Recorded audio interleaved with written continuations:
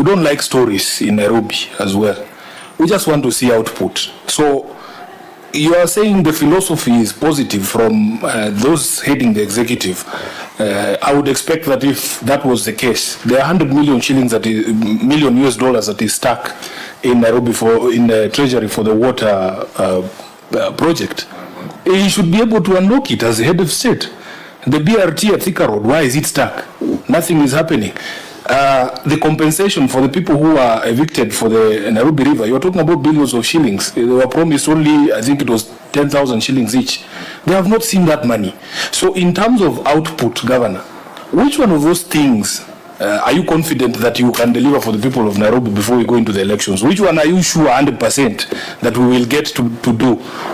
Can you at least promise us that that boulevard you are promising us along the river will be done before we go into the next elections? Because my job will be to remind you. And I know you're good at reminding me. Maybe Senator Sharake, so that the governor responds and we move on. Well, the governor has a good vision. Also, it is important that apart from river regeneration, the issue of infrastructure, there was a small matter of Wakulima market that he went ahead and gave problems to my friend then. So what are you doing about it? Because we saw a number of traders didn't want to be relocated to some Kangundo or somewhere. They wanted to be within CBD. And you know, and they are now back on the road.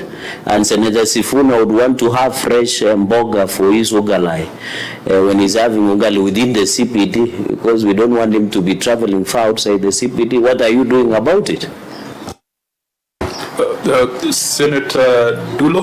Chair, just a general comment to Senator Governor Sakaja. There was a proposal, you remember in the last Senate, that I don't know whether it was the current ML or Senator Gitura proposing that Nairobi County status should be removed. Now that you have a feel of Nairobi County, do you think it's worth moving that direction, or you still feel that Nairobi should remain a county? Thank you. Chair, devolution is the greatest gift given to this country by the 2010 Constitution.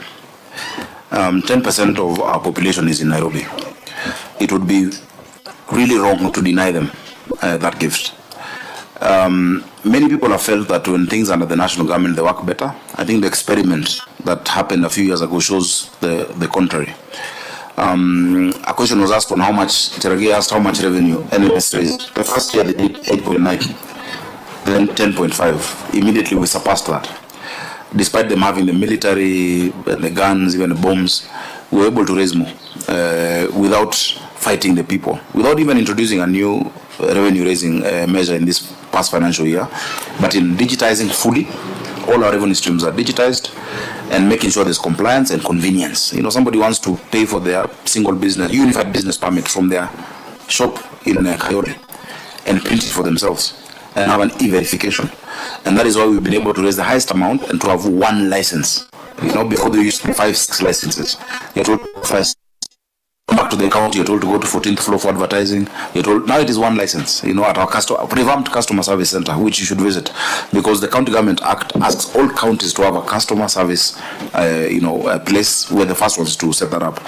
So the notion, the idea that has always been there, which is an anti-devolution, sloganeering to paint counties as inefficient, is a lie.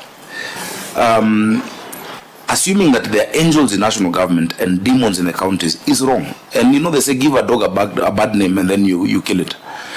If you look at the efficiencies created by devolution, that lady in Mutuini, who knows that she can actually get,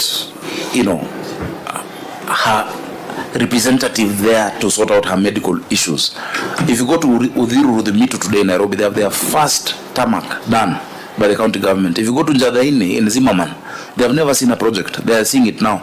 Ruai, which is an eighth of the county, Ruai ward, it's probably, I think, a sixth to an eighth. It's the biggest ward. Today, the first tarmac being done, 147 million shillings worth, is being done by the county government of Nairobi.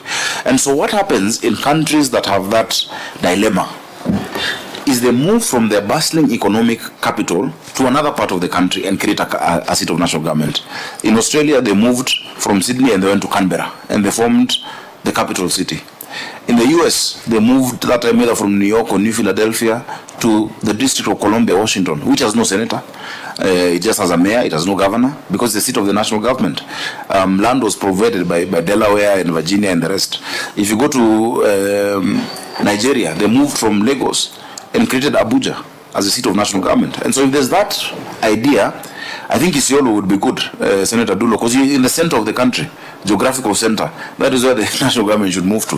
But Nairobians, born and raised here in this city, and those who've come, who we embrace, deserve devolution. Chair, the next question by Senator, by yourself. Thank you so much. That is the kind of thinking that I'm at. There is a lot that we can get from climate adaptation. The world has realized that the potential of Africa to sort out climate issues is real. In 1950, Europe's population was 22% of the world. Africa was 7%. Today, as we move to 2050, Europe is 7% and Africa has 25%, meaning 1 out of 4 people are going to be here and 65% will be in cities. And so by 2050, Nairobi will have 10.5 million people. If we don't do climate adaptation, and I'm with you because I know you chair the caucus on climate in Parliament, if I'm not wrong. I'm also the vice chair of C40 cities globally. I deputize the mayor of London. And through that, we've been able to now get support. For instance, solarization of our markets is being done by C40 cities. We're looking at how we can actually get carbon credits for some of our resources in Nairobi, including City Park, which is another issue where at that time of NMS, they created a fake title deed and moved City Park to the national government. Yet we hold the original title. City Park belongs to the people of Nairobi. KFS is there illegally. And these are things that we need, us to interact with the Senate. Right now, it's before the Intergovernmental Technical Relations Committee to revert that back to the county, the same way we got back Uhuru Park, and we expect to get back Central Park when their contractor is finished this coming month.